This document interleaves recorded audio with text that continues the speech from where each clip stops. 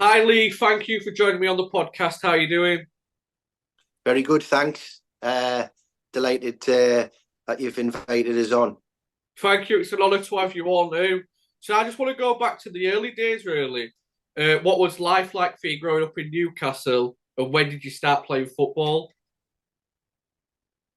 Well, it started quite early in my life. I was 6 year old when I got asked to play for the under 11 school team out of bit of a surprise, really. I was just kicking a ball around in the playground, and the football teacher from the school seen us and asked if I had my boots with us because the school football team were a little bit short in numbers.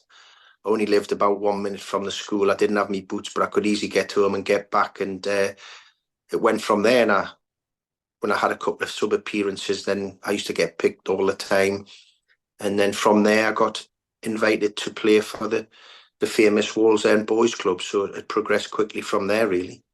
You know, at that age, obviously not a lot of people make it as footballers. Do you stand out at that age, or is it only later on when you can tell? I think even though I was so young and so small compared to the other boys who were 5, 6 years older than us, I did stand out, yeah. And because it became very quickly that I became a regular starter for the school team, then obviously into the Wallsend Boys Club environment, and their youngest team was under 11 as well. So basically, I was half the age of the boys I was playing against. What was Wallsend Boys Club like? A brilliant environment. Produced many, many professional footballers, many that went on to play in the highest level in the Premier League, international football. But even the lads who decided not to go down the football route, or some who unfortunately didn't make it, went on to be great people and get great roles in different industries. So taught us a lot of discipline, a lot about teamwork and respect for each other. And also the mentality of the club was, about giving absolutely everything to try and win everything that you do and to work hard. I mean, the setup was very organised. I mean, the way the teams trained, as I said, from under 11s all the way through to under 18s. We'd have half an hour upstairs in the weights and fitness room, and then go downstairs to the five-a-side court to do the football training, and all the teams would follow each other, and it was the organisation of all that was superb, and great people who give up their time free, good coaches, good guys who just wanted the best for us lads. Can you remember when Newcastle took an interest in you? Yeah, I was about 9 or 10 years of age, and they didn't have academy systems then. They had what they were called Centre of Excellences. So I got invited to that, where we would train 3 times a week. And then as we got older, 11, 12, 13, we'd start progressing into playing some games against, teams from Northern Ireland, Southern Ireland, Scotland, etc. Friendly matches. There was no sort of league or anything like that. And yeah, so it developed from then, really. And then when I got to 14, signed my first contract for them as a associated schoolboy from 14 to 16, and then as a YT on the YTS scheme from 16 to 17, and then a professional contract. It's on my 17th birthday up until I was 20, 21. That was my first contract. So I think at the time, in terms of length of contract, it was the biggest contract Newcastle had ever given to a young player. Did that put any pressure on you? Not at all, because when I got to 14, 15, the pressure was already on us. I was captain of England schoolboys. I wasn't just known locally then, I was known nationally. Because in those days we had a 10 international season, and two of those games were at Wembley. One was against Brazil in front of 82,000, and I scored in a 2-0 win. Sir Bobby Robson was the full England manager there at the time. He was at Wembley that day. And then the last game of the season, which was, we didn't have Sky Sports, if you remember, and well, you probably won't remember, I'd be too young, but we only had the certain few channels. And the last game of that programme was always televised on ITV, and we played Italy at Wembley again in front of over 80,000.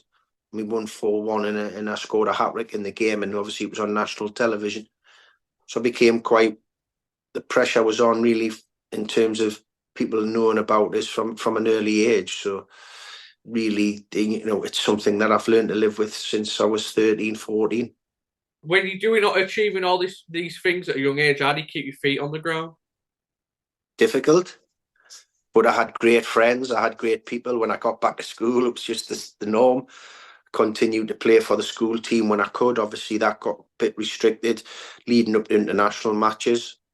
And when I was away playing, because we did have a double header in Germany and we played in Switzerland, etc. So, yeah, it was.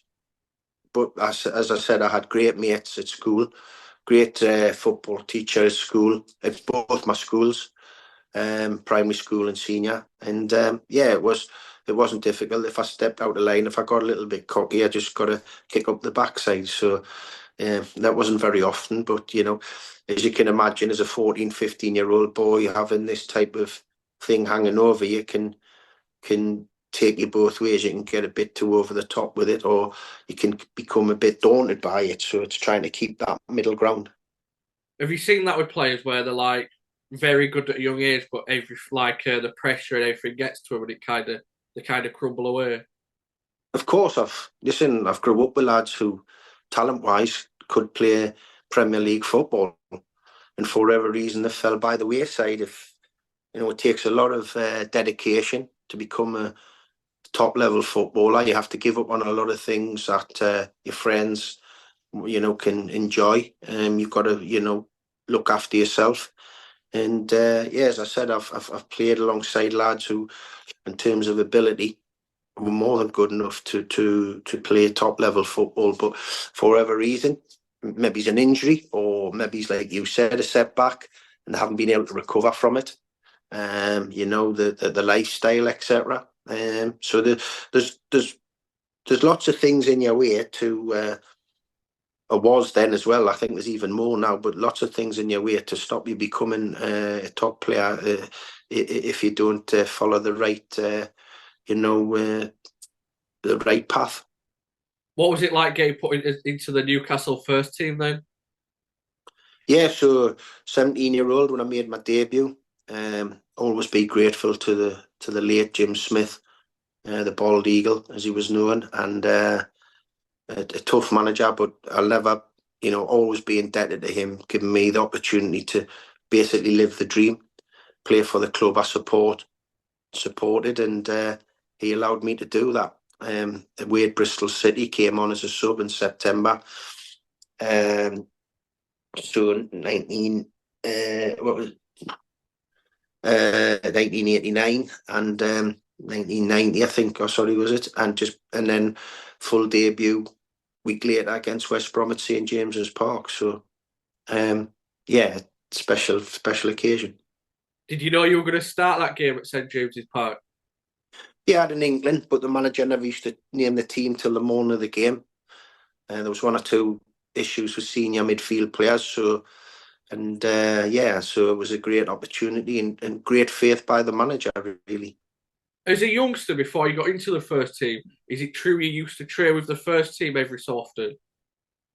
Yeah, so when I was 14 and 15 during school holidays in the club, obviously there was lots of other clubs at the time, because in those days you couldn't sign an official contract with the club until your 14th birthday. So approaching that, and even afterwards, because there was still, there was still had been approaches, like when I was captain of England schoolboys, Liverpool tried to buy us from Newcastle. So obviously they were trying to give every opportunity and show me that they thought highly of us. So on school holidays, I would train with the first team. So Glen Road, I was the captain at the time. Peter Beardsley was in that team. I remember Peter giving us a couple of pair of football boots that Puma provided him for the World Cup.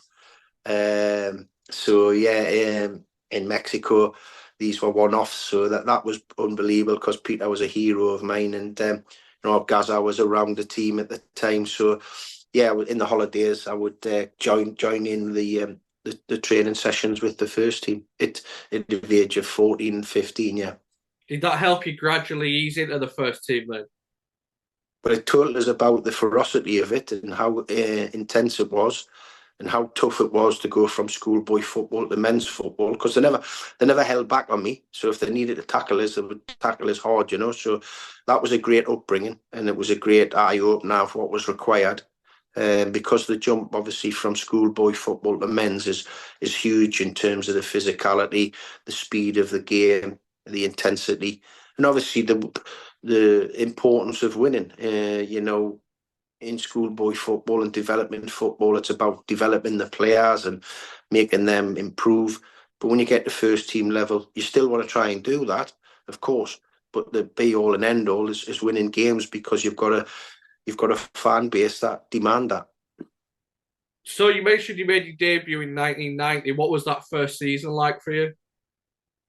Surreal, because it was weird, because I hadn't passed my driving test. So I used to get the bus in from my house into the town centre, and then walk from the bus station to St James's with majority of the fans to the match. So bus driver would let us off with the bus fare. I think it was about 50 pence at the time.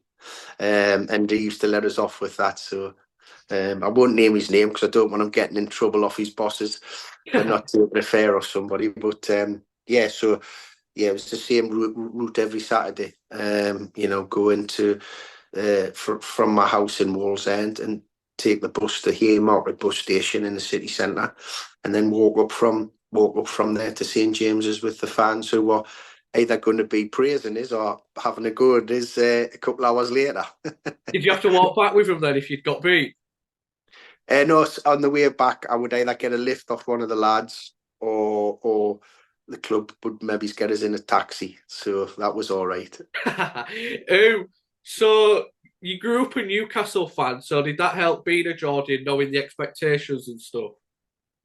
Absolutely, it was a big thing for me, and it was something I could use later on in my career when, you know, we signed players not from the area, and we signed foreign players as well. I could help to speak about the demands of the supporters or what they asked for.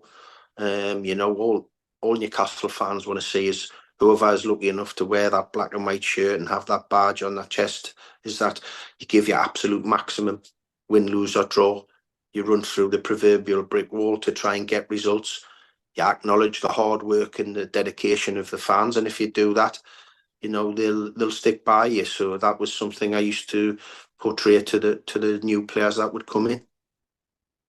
You became a very key player in the 92-93 season, playing 46 games, the promotion season. Did you know you were going to be a pivotal player in that squad? Well, to be honest, just before that season that happened, the last 7 or 8 games, Kevin had come in, and Kevin opted a little bit for experience, which proved right at that time, because we were down the lower reaches of the championship. I think it might have still been called the second division then, but the equivalent of the championship. So we stopped up that year, and then Kevin made some really top astute signings to improve us. And then during that pre-season, you know, I felt good, I felt sharp, and the manager was playing us on a regular basis in what looked like was going to be the starting 11 come the first game of the season. And I just got confidence from that. I got confidence from the quality of player I was playing alongside, that had grown massively in terms of the quality of players that Kevin had brought in, and also him and his assistant Terry McDermott, the belief that they gave me as an individual, but also the team, and it just went from strength to strength, really. Is there any like games or moments that stand out in that promotion season?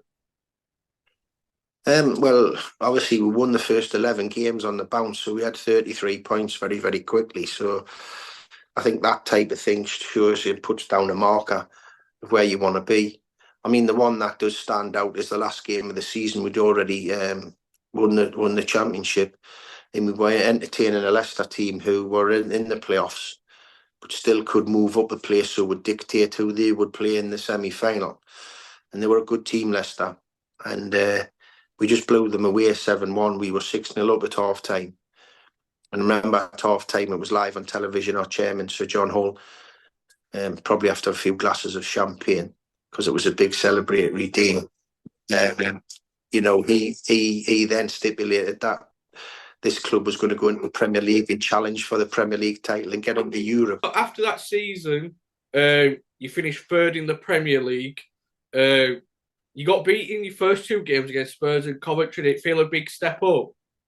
Absolutely. I think the first game at home to Tottenham, there was a lot of expectation. Everyone was looking forward to the season. And I think that was a little bit of a wake-up call for us, both as a team and as a group of supporters, that, well, we've come in with the big boys now. We're going to have to go up a level. It was probably the best thing that could happen to us, because actually we went to Coventry a couple of days later, and even though we lost, the performance was a lot better. And then I think we went on the following weekend, to Old Trafford and played really, really well and got our first point. And then everything seemed to click from there. We got a lot of confidence from that. And as the season went on, we just progressively got better and better. Yeah, you went on an 8-game unbeaten run after that point at Old Trafford. So then, yes, that boosts your confidence then. Yeah, absolutely. We understood what was required. We understood we all had to up our levels, and we done that, and we were able to handle that. And yeah, just as I said, probably the best thing that could have happened to us the first game, the loss. We knew that, oh, this is a different level of an opponent, different level of individuals that you're coming up against, and we had to be ready for it. What was that partnership like of Beardsley and Andy Cole? Telepathic. I mean, Andy was the proverbial play on the shoulder of the last defender, lightning quick. His goal scoring record at Newcastle was unbelievable in terms of goals per game. Peter could slide the ball through an eye of a needle, so it was the perfect combination, really, and they hit it off straight away, and were great for each other. You've played with a lot of great strikers. Is there anybody that stands out as your favourite to play with? Oh my God, it's, as you said, throughout my career, I look back and I think it probably was easy when I was a midfield player to play alongside them, When I think about the players, Mickey Quinn, when I started with, Mickey Quinn and Mark McGee, and David Kelly, Gavin Peacock, Andy Cole, Peter Beardsley, Les Ferdinand, Alan Shearer, Michael Owen, Faustino Aspria at Newcastle, Kevin Phillips and Niall Quinn at Sunderland, young Michael Bridges, Fulham, Louis Saha in his pomp.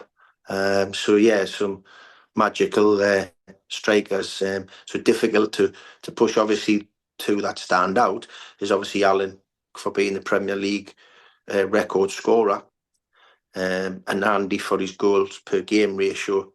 Peter was a number 10 before number 10 was invented, really.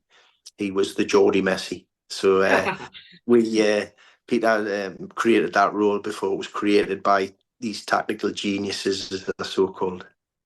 Well, you were nicknamed the Entertainers. Did you relish in playing that style of football? Yeah, it was just freedom. As long as we were positive, as long as we tried to do the right things, the manager gave us lots of freedom in terms of our attacking play. We had to work extremely hard for each other. We had to be team players, but there was that freedom. And like I say, he was a master at recruitment. It was like when you're putting a team together and a squad together, it's like a jigsaw puzzle. And every time he made a signing, the jigsaw piece seemed to fit in perfectly. I've talked about the different strikers at the club there, but there was other players that got brought in: John Beresford, Barry Venison, Paul Bracewell, senior players. Brian Kilcline was a huge signing. Was a centre back. Kevin Sheedy, even though he's coming to the end of his career, was still a class act. We've got Scott Sellers, a younger version of Kevin. Both had unbelievable left foots. Keith Gillespie, David Ginola, obviously. These players, Rob Lee, one of the best ever players to play for Newcastle, started off as a wide player, then came into the middle of the pitch.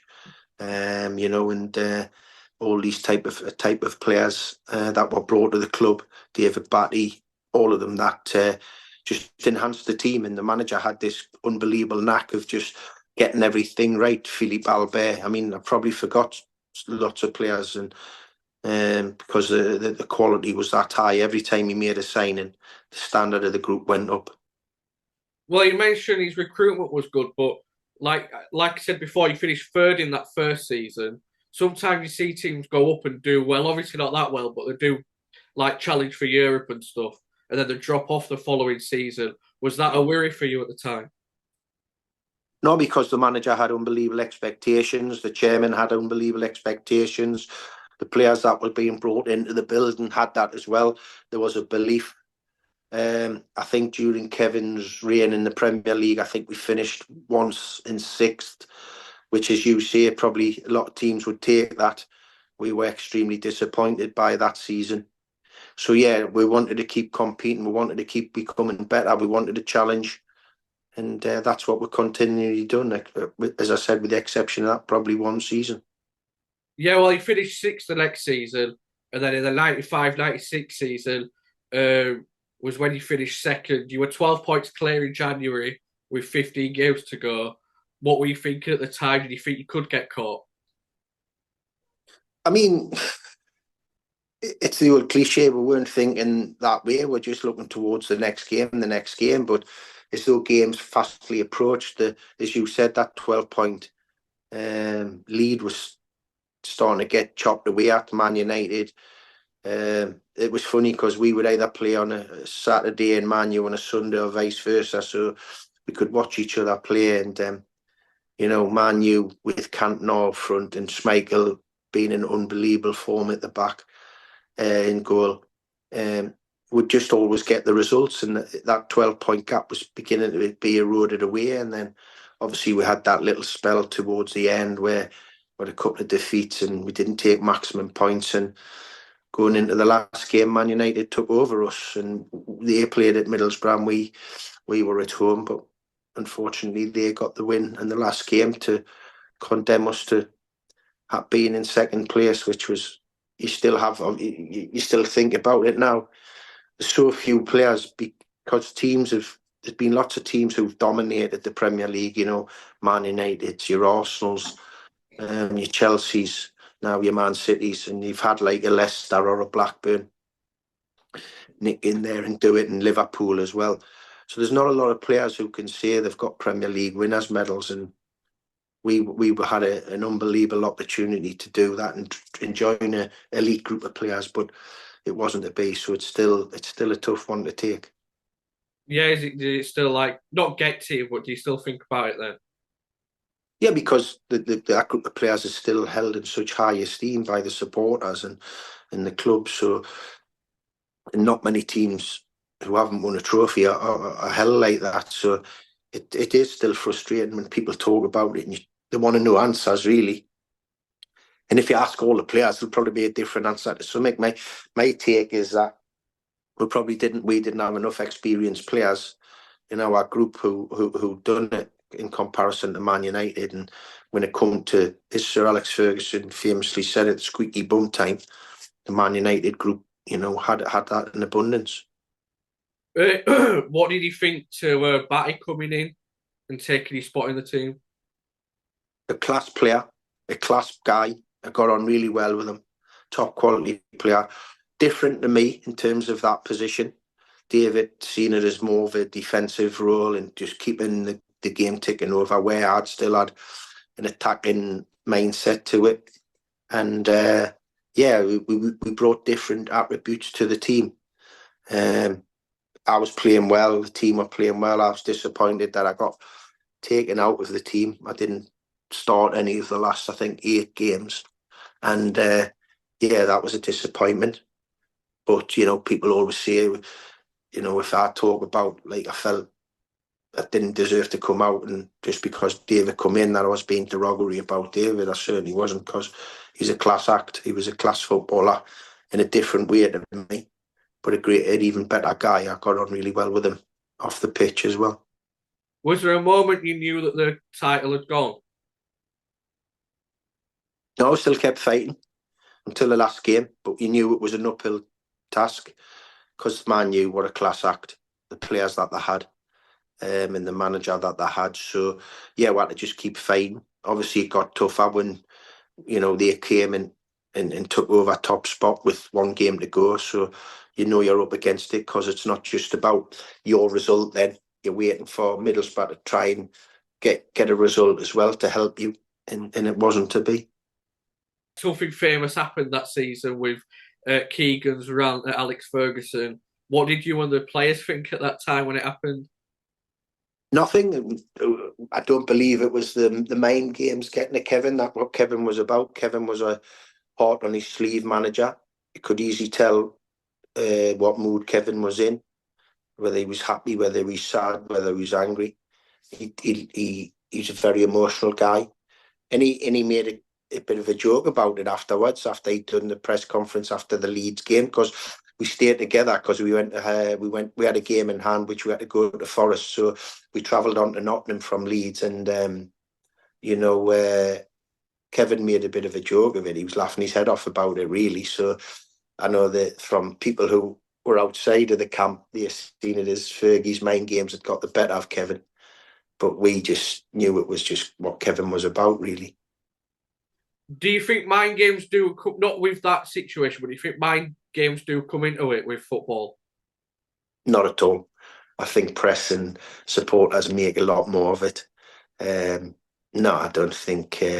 I think the only time you see people respond to another manager or player if they feel that something derogatory is being said. And I think what Kevin was stipulating in that was that about, it being aimed about Stuart Pearce, because the situation was, we were going to play Forest in the Premier League, but we'd already organised at the end of that season, Stuart had asked for us to be the opponents in his testimonial game, knowing well that we would take a lot of fans to the City ground and help him get a full stadium to help with his testimonials. So, and I think it was the derogatory comments about Stuart that Kevin was going on about. It was nothing to do with the title. So, and when I see it now, and then I see headlines about mind games, not at all. I mean, are you asking if managers keep things close to the chest, or maybe he's double bluff somebody with coming out and saying that what that team could be? Yeah, of course, but you're just trying to get an edge, because when you're competing at the highest level, it's small margins that win your games. But this main game stuff, I think it's all that the media play on, and supporters play on, really. Have you ever had somebody on the pitch try to get in your head while you're playing? Oh yeah, you've always had people who, get in your head, talk to you, and try and intimidate you, people like that. I mean, the crazy gang, the old Wimbledon team, all tough guys, all big, powerful men, great at what they've done and how they went about their business. Yeah, they were the ultimate team for the getting in your head and trying to intimidate you. Yeah, they were a real different kettle of fish to most other teams, and yeah, they were the kings at that. That's why they were successful. And by the way, you know, I think a lot of that stuff takes away from the fact they had some very good players as well in that group, but that they were built on upsetting the odds, not worrying about reputations of players or teams, and getting the best out of what they had. What was the start of the 96-97 season like before Dalglish came in? Positive, because we broke the world record to bring Alan home. Shearer came in and we'd finished second, probably should have won. We had an unbelievable group of players, talented players, great set of lads. As I said, brilliant management team. And yeah, we smashed the world record and brought the best number 9 in the business back home. And so everyone was confident. We went on a tour to the Far East, probably a bit too long, in all honesty, because we got back a couple of days before the Charity Shield at Wembley, and Man United basically blew us away. Played our first game at Goodison against Everton, and we were really poor and lost 3-1. And I think that was a kick back to a long, arduous pre-season in Asia, and the time difference, the jet lag, etc. And but then we kicked in, and we started doing well. But obviously then we had the bombshell in January when Kevin decided to quit. What was when he came in January, Dalglish, was the point when you realised you were going down the pecking order? Yeah, I mean, what happened was when Kenny first come in, I was in the team, and the following his first 3 games, we had Aston Villa away. We drew 2-2 and I scored, played well. We had Charlton in the replay of the FA Cup. 1-2-1. Myself and Shearer scored, played well. We went down to the Dell, 2-2 again, played well and scored. So I was only not playing well. I was adding goals to my game, and I was on a real run of form. And then we came to the next round of the Cup. And I think, say that Peter or Rob Lee, one of the big name players were coming back, and they got left out. And Kenny didn't. Kenny basically said that it was nothing to do with how I played, but obviously the quality of player that was available to come in. And I knew then that I couldn't hang around when I was playing on top of my game and getting goals, and I'd still be overlooked. So I decided then really that following summer I would be moving on. It's pretty fickle in football. Like, it could be about to it like the prime of your career, but if a manager or whatever don't take to you or anything like. No, I don't. I honestly didn't. It wasn't that Kenny didn't take it. It was No, the no, I club mean in offered us. general though, like. Yeah, I know. But the club offered us a new contract. They wanted us to stay.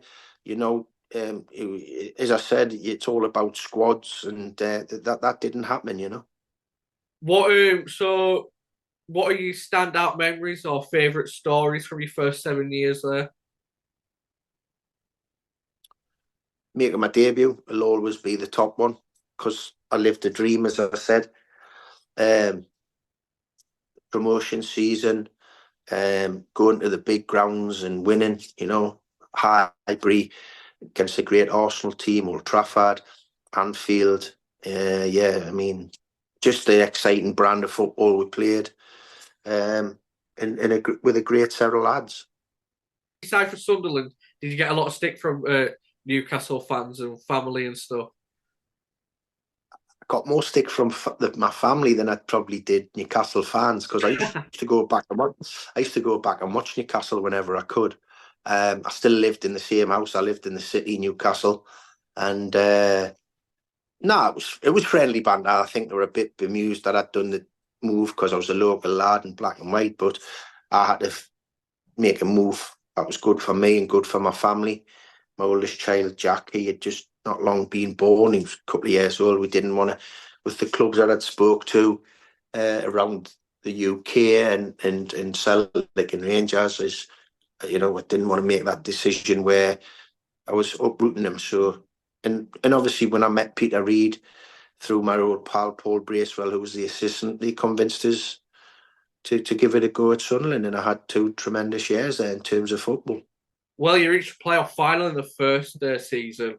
What was that season like? What was the playoff final day like? The season was brilliant. We stuttered a little bit at the start. The new signings, all took a bit of time to gel. And then we got from October, and I think from October at the end of the season, we only lost 1 game. And we were the first team to get a record number of points without getting automatic promotion.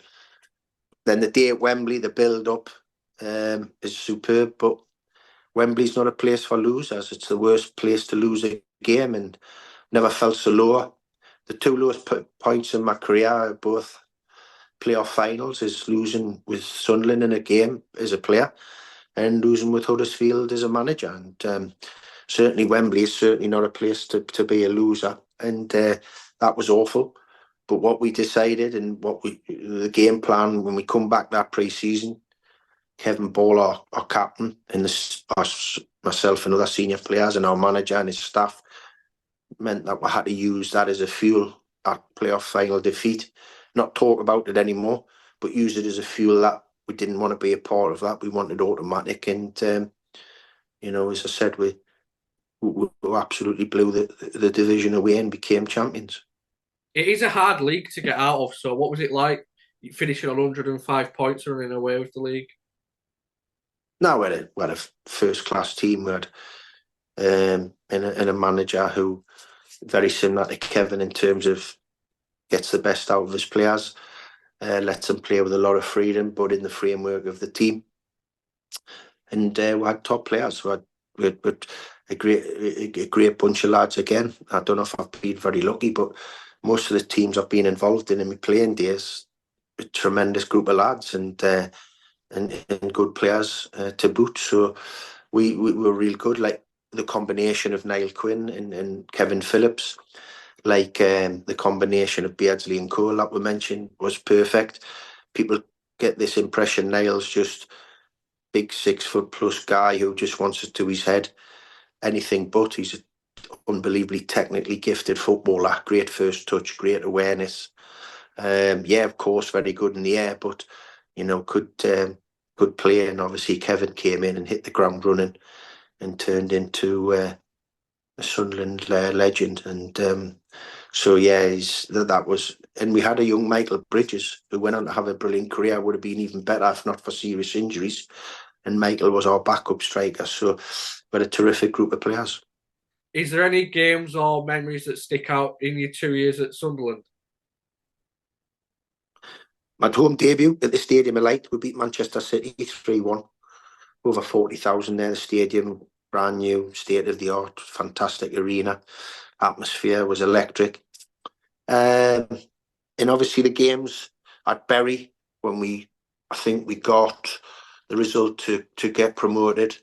And then away at Barnsley got us the win that won us the league. So yeah, they're the games that stick in your mind. The great memories from. It didn't end on good terms with Sunderland. Is that a regret from your career? Absolutely, yeah. The derogatory T-shirt. I only played for 3 clubs, and 2 of those clubs welcomed us back with open arms, Fulham and Newcastle. But obviously Sunderland ended in a sour note. I still see Peter Reid quite regular socially, and we get on great. I think the world of him, and our old chairman, Sir Bob Murray, bumped into him a few times, and we get on great. But that made my position untenable, and it lost a lot of the hard work I put in over the 2 years as a player. It lost that respect I'd earned with the fans, and rightly so. I understand that you don't bite the hand that feeds you, and that's something that I look back on now, more mature, older person, that I regret. What I will say is that the T-shirt, it wasn't something I wore and was walking around on. It was something that was put on us and a few photographs taken and then immediately taken off. And once we realised what was on it. But as I said, no qualms with how it was handled and what the outcome had to be. Obviously, when you went back to play at Sunderland for Fulham and Newcastle, you didn't get a warm reception. Does that impact a player, like when you're getting booed and stuff?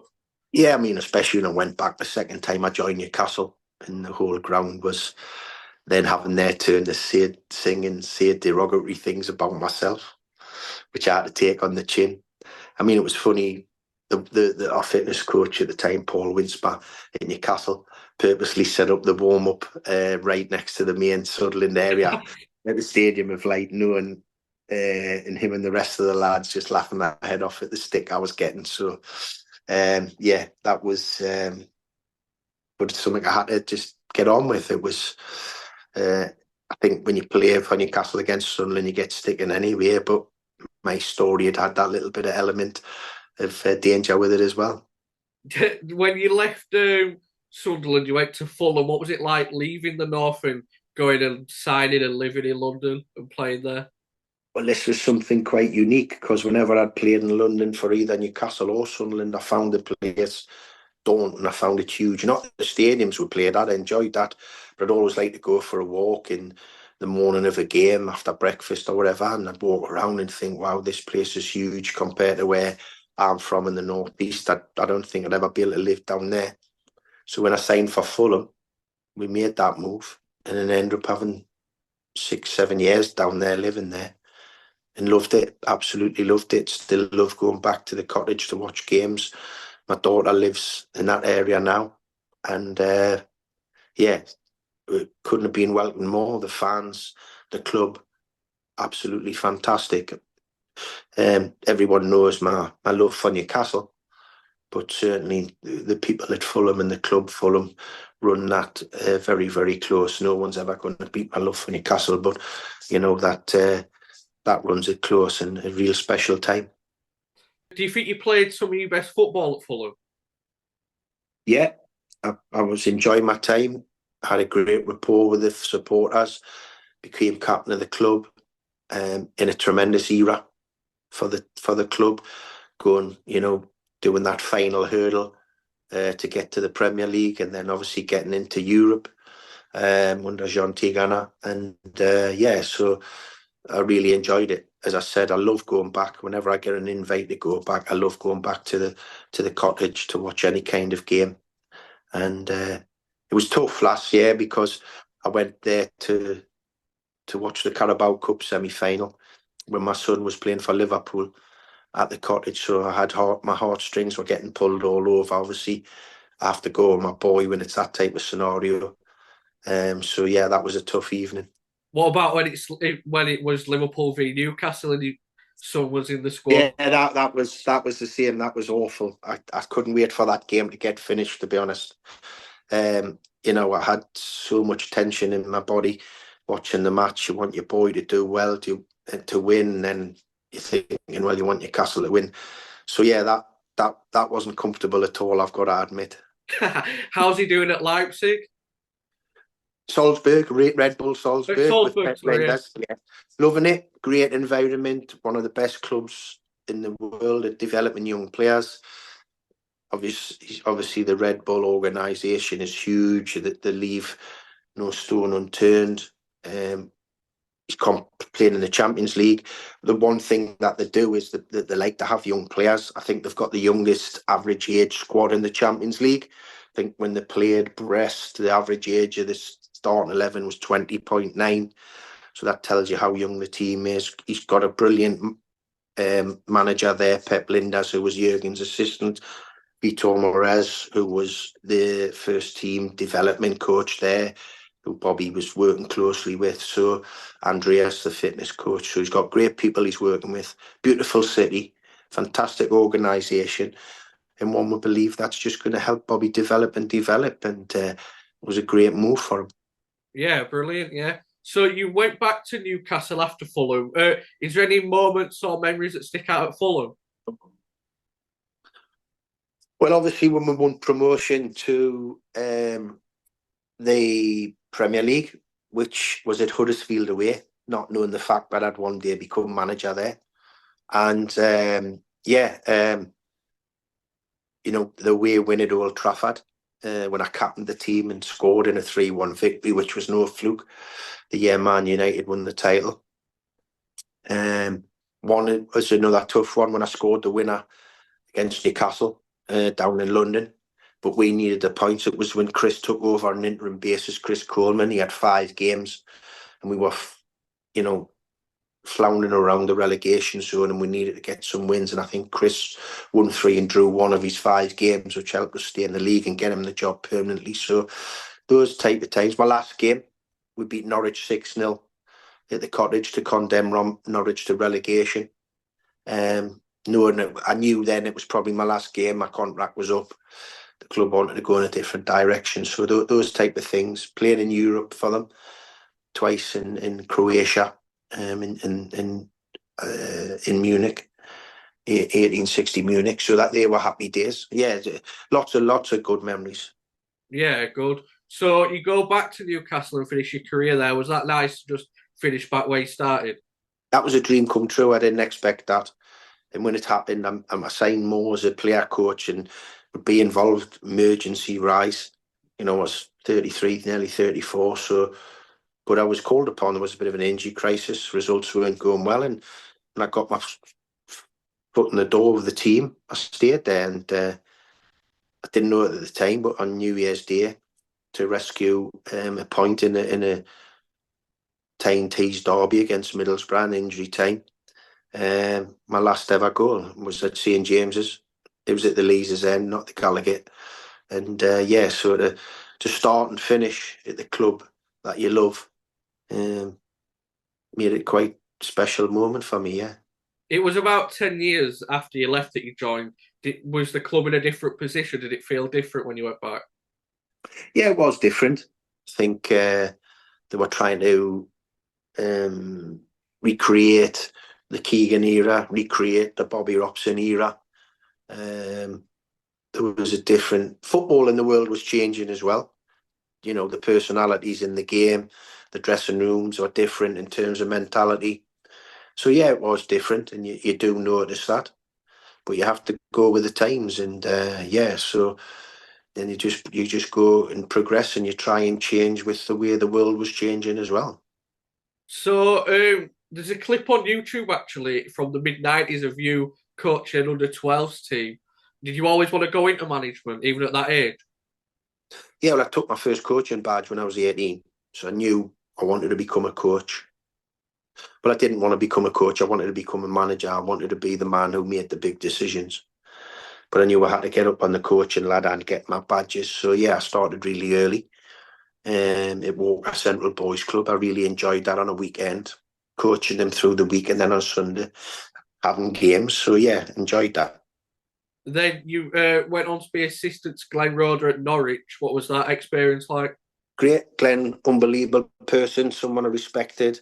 God rest his soul, a great man.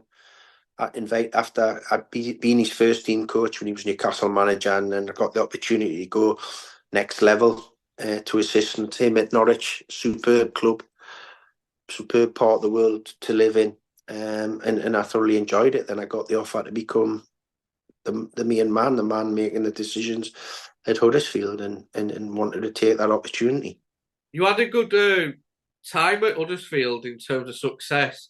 What do you have fond memories looking back at Huddersfield? Yeah, unbelievable. One, they gave me the opportunity to go into management. Two, my relationship with the owner, Dean Hoyle, similar age to myself, very successful businessman, great guy, loved working for him. The rapport I had with the fans and the people around inside the club and the offices, fantastic people.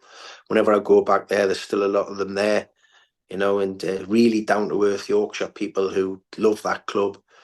And the backroom staff, I took some of my own people in, but also some of the people that were there already, fantastic people. Give me great support, and yeah, I do. It was a special time building those teams with those young players who come from lower levels, and then I got the chance to see them on Match of the Day when they were playing in the Premier League, and some went on international as well. They're real special moments.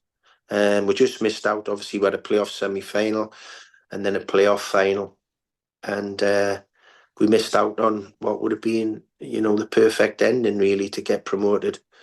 The group of players eventually did. The season I left, but a real special time and special club for me. Yeah.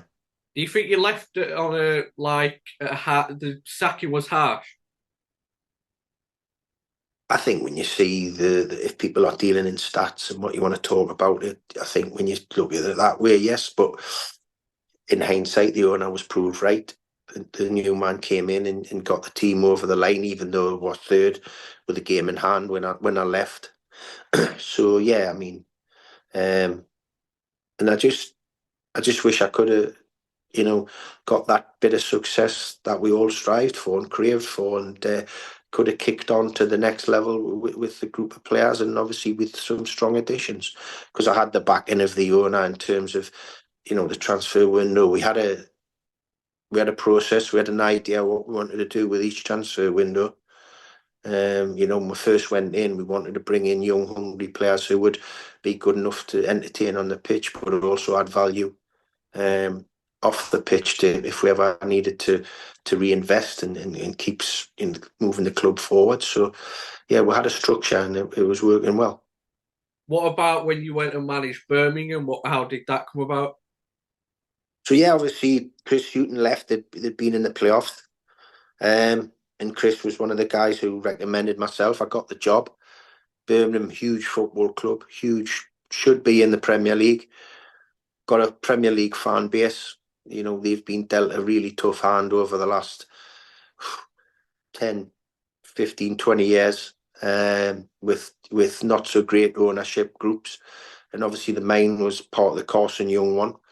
So after going in there and wanting to progress the team from playoffs to automatic promotion and getting the back into to bring top signings in, things changed from my owner came under house arrest for financial irregularities, and his assets become frozen. So it became a cost-cutting exercise. And so I say, all the results and when you look at results and you'll say, oh, my win percentage at that club or that club, the one at Birmingham was so different to Huddersfield, but I still consider what I've done in keeping them in the championship, is probably on a par, if not better than what I'd done at Huddersfield, because I was having to sell the crown jewels, which were the young players, Jack Butland, Nathan Redmond, who I would love to have built the team round. And I was having to rely on loan signings, and it was proving quite difficult. Yeah, you brought in players like Jesse Lingard and Dan Burn, didn't you? I did, yes. Yeah, yeah. Danny, yeah. So we had some strong players, Kyle Bartley. They've done terrific for us. But when you're dealing in the loan market, some will be exceptional, like those names, and other ones just don't get hit the ground running, and it doesn't work for them. And that's what happened when you're dealing with it. You have some success rates in the loans, and because lads will come in and they believe that Birmingham players, whereas you'll get other lads coming from bigger clubs in the Premier League and they'll come in on loan, but they have the mentality that, well, it doesn't, not as bad as it doesn't matter if we win, lose or draw, but it's not going to affect them because they're going to go back to their parent club. And the Yeah. successful loans we had that mentality was, no, I'm a Birmingham City player, forget about my parent club. And that's when we had the success What with was it those like? types of players. What was it like that last day staying up? What was the day Oh, like? do you know what? When I woke up on the day, I just had this unbelievable confidence in the group. I had an unbelievable feeling, even on the touchline when we're 2-0 down to Bolton, we can still get something. But we also needed Leicester to do something against Doncaster. And thankfully, they stuck to their side of the bargain. Even though they were already champions, they produced a result. And my team just never say a die attitude. And the smallest player on the pitch put himself into Birmingham folklore with a header, Paul Caddis, and he's rightly, revered around the club, not just for that goal, because he was another player that we brought on for a low transfer fee, but, really won the hearts of the Blue Noses. Would you get more nervous as a player or a manager on game day? Manager, without a doubt. Because you name the team, you try and hope the players have took on your tactical work through the week, but then that's it. Once they're over the white line, the only time you can affect something is 10 minutes at half time, and possibly with some substitutions. So yeah, it was far more tense and more tension to be a manager, and it gradually became harder and harder, and that's why now I've had a couple of spells abroad as a head coach as well. I'm not pushing as strongly to try and get the next managerial role, because I think the game's changed so much, and for the stress that you put yourself and your family through, are the rewards big enough? And they're so few and far between. Obviously, I had a spell. I kept Birmingham up, and then I went to Blackpool. Was a disaster. Obviously, they were basically already down, but my ego took us there to try and keep them up after 14 games when they had 1 point, I think, in the Championship.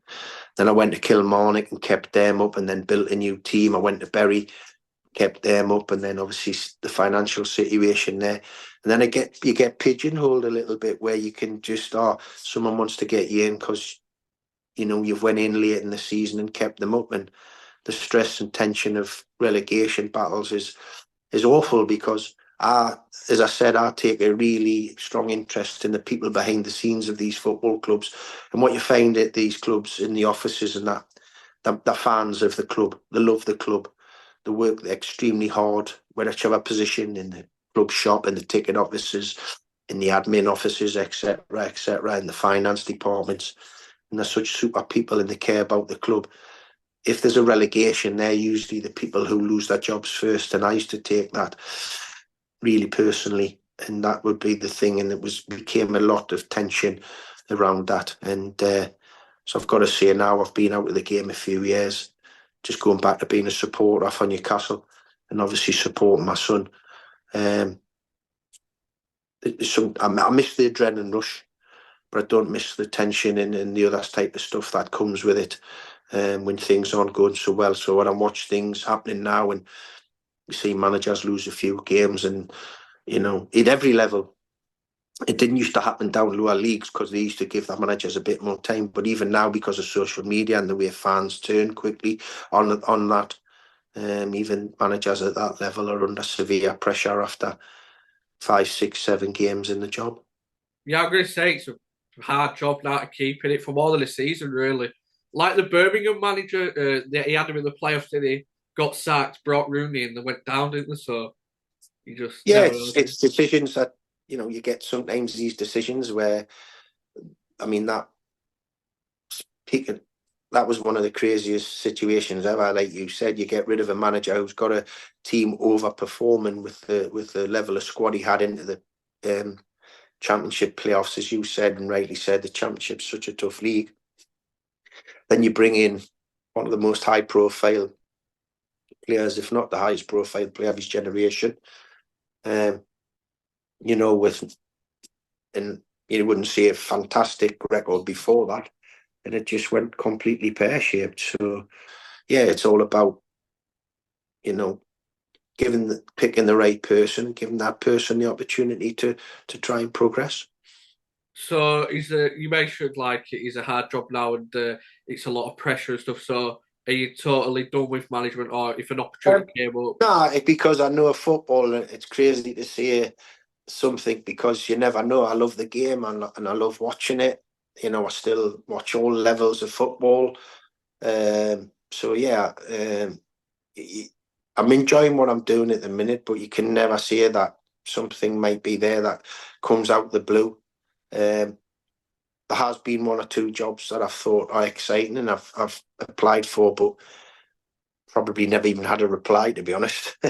Really, yeah. That's a disappointing thing, I've got to say, when you put your CV in with a covering letter or whatever, or you apply through an agent or whatever, and you don't get a response. I think that's the side that people don't see a little bit disrespect. It takes 2 minutes nowadays to send in text or an email reply. So there's been lots of times where, yeah, you don't even get a reply. So that's a bit soul destroying at times. He's not even. It's not like you've done a bad job as manager. He said Blackpool, you'd gone in at the deep end and couldn't save them. But with every other club, you've done well, really, considering. Well, I've had to do different tasks, and I've done those tasks. So, my one regret is I left Kilmarnock too early. I'd saved them, and then I started rebuilding the squad, and we started doing well. But I got headhunted by Bury and wanted to come back down south and try again. But I probably left Kilmarnock too early. I was really enjoying my time there. So, just on the current football now, after we mentioned your son Bobby Clark's playing now, what's it like watching your son? Is it tough for you? Is it tougher than when you were playing? Yes, I get so nervous and before the games, and went across to Prague to watch the first Champions League against Sparta, and then I was in Salzburg for the Brest game. So yeah, even I've downloaded an app that shows live games on for his league games. So yeah, I'm constantly watching and yeah, just walking up and down with nervous tension, really. You mentioned going to Salzburg with a young squad will help him. Do you think playing abroad will help him as well? Absolutely, he's on his own. His family visit, his friends visit, but he's out there, and he made a he made a tough decision at 15 to leave Newcastle to go to Liverpool, and that proved correct. He's a winner of the Carabao Cup. He's the fifth youngest player to score for the club in Europe. He had an unbelievable relationship with the fantastic Liverpool fans. And then he made this decision himself as well. He could have stayed at Liverpool, but he wants to play. He doesn't want to be an understudy to anyone. He wants to be the main man. He wants to be under pressure. And he's made this. It's a great opportunity, but you've got to give him a lot of credit. He doesn't take the easy decision, and he just wants to make sure he gives himself the best opportunity to have a tremendous career. And so far, it's working out like that. There will be ups and downs. I'm here to support him. Celebrate the ups, but support him on the downs. And I've got to say, when you talk about tension, the proudest day I've ever had in football, including my own career, was that day at Wembley when they won the Carabao Cup. I've never felt pride like it in terms of the professional side of my life. Obviously, really proud when I became a father for 3 occasions I did, but in terms of professionally, that day at Wembley can never be beaten, I don't think. Was you there then at Wembley that day? Then watching him, yeah. Yeah, I was there. I was there. I was so proud. Yeah, and it helped us not having to buy any beers in the hotel afterwards because I was in a hotel that was full of Liverpool fans. So what? I'm guessing he learned a lot from Klopp then during them years. yeah, he does. Jurgen, took him into the club and gave him that opportunity. Just like I was saying about Jim Smith, Bobby's got that relationship. So now Jurgen's gone in as head of football operations in the Red Bull organisation. Is fantastic for Bobby. And as I said, he loved working with Pep and all those guys. So he's with those guys again. Something I wanted to mention with management, actually, I wanted to get your opinion on is over the last few weeks, Tuchel has got the England job, obviously, but people are moaning that he's not an English coach. Do you think there is like a decline in English coaches? I don't think there's a decline in English coaches. No, definitely not. I think there's lots of English coaches doing really well in their respective leagues, etc., wherever they're working. I would have preferred, and I say it the same as players, I've said that. Um so uh, I prefer an English coach. But on the other hand, if they went down that route, our manager at Newcastle probably would have been one of the main people that they would have been interested in. So from a selfish point of view, I'm glad they didn't because we would have lost a great manager. And yeah, but listen, Thomas Tuchel is a fantastic manager. He's worked at the highest level. He's never been afraid to make big decisions at the clubs he's been at in terms of superstar players. We've got a talented squad. We just haven't been able to fit them together yet. And for that last little push, I mean, that last little push is always the hardest. We've got a couple of finals in the last couple of tournaments, but we haven't been able to get over the line. And that can sometimes be the hardest. So his obviously experience in big competitions and big games, dealing with big players, will hopefully help us. I think it's a good appointment, but like you say, all the English managers, like Eddie Howe, all the good English managers, jobs already out there. So the only English manager I think really available had been Potter, wasn't it? That had been at that, and I don't think he's at the international level yet. Yeah, but I think if we're England, we're one of the, as you see, I think most managers and top coaches would be interested in being the England national team manager. And the FA, I'm sure, have got enough money in their coffers to take someone out of who are already in work in terms of the compensation. But as I said, from a selfish point of view, as a Newcastle fan, I'm glad they didn't go down that route. Yeah, it's been a good past few years for Newcastle, hasn't it, with Champions League football and finishing higher in the Premier League. So we're in a relegation battle a lot for the previous years, weren't they? So Yeah, it's been tough, but obviously coupled with Eddie coming in and the new ownership, things are on the up. A little bit of a tough period at the moment in terms of the no wins in the last five. But we've got as I said, great manager, great management team, good squad. Needs some help with it. Could do with some help in improving that, but we can go from there and see where it can take us. yeah, so just to finish off, I've got a couple of. We don't have to be quick fire, take as long as you want with them, but sort of quick fire questions if that's okay. Okay. Favorite goal that you scored in your career? Um, Probably looking back now, my last one against Middlesbrough was not only my last goal for Newcastle, it was my last career goal, New Year's Day, 2006. The best player you played with? Oh, well, Shearer was up there in terms of the goals, but I will always say the best player I played with in terms of his ability, Peter Beardsley. Really, yeah. Yeah. What is it about him? Just these. It's just special, like making of goals, scoring of unbelievable goals. Could score goals like you used to in the schoolyard when you're playing with your pals, where you just dribbled past everybody and put it in the top corner. I remember him doing that at White Hart Lane, scoring two identical goals when we beat Tottenham 2-1. And it wasn't a fluke. He could do that quite regular. Best player you played against? Domestically, Scholes and Keane. In Europe, Zidane. Really, yeah. Yeah. What, just different level? Class. I mean, Keane and Scholes had everything between the two of them, but individually as well, top players, plus the fact they were unbelievable competitors and winners. Favorite game you played in and favorite you managed in. I can guess the one you managed in, but favorite you played in.